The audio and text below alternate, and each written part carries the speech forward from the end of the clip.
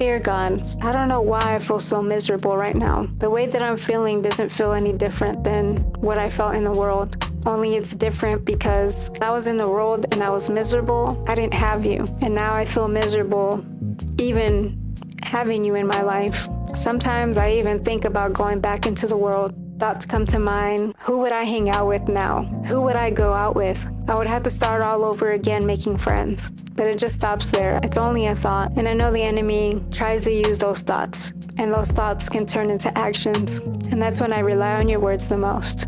I feel so lost. I feel so confused. I feel like a complaining, nagging wife right now.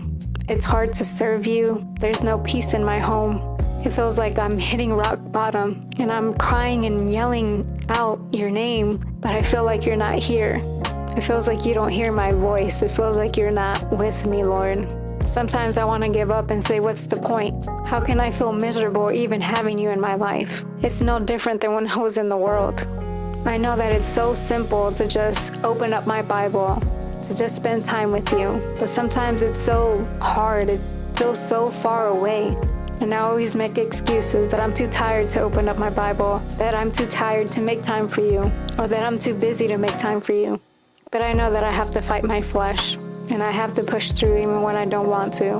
And I know that you are close. I know that you have not forsaken me, Lord. I know that I have a purpose, and I know you have a plan for my life, Lord. I feel like I was so close to that plan, and now I feel so far away. I feel like I don't even recognize the person that I see in the mirror.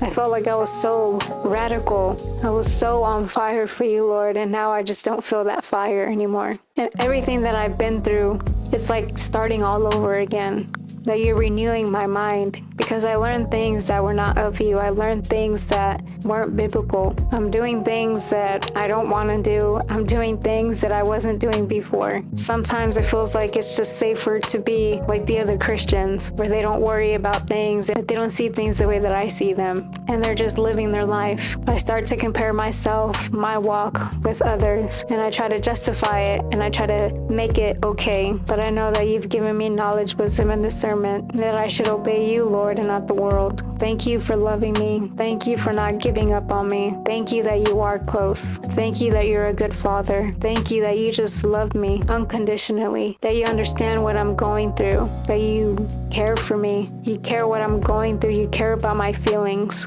I have to speak life. I have to speak your word. I can't come into agreement with the enemy. Thank you for loving me, Abba Father. Amen.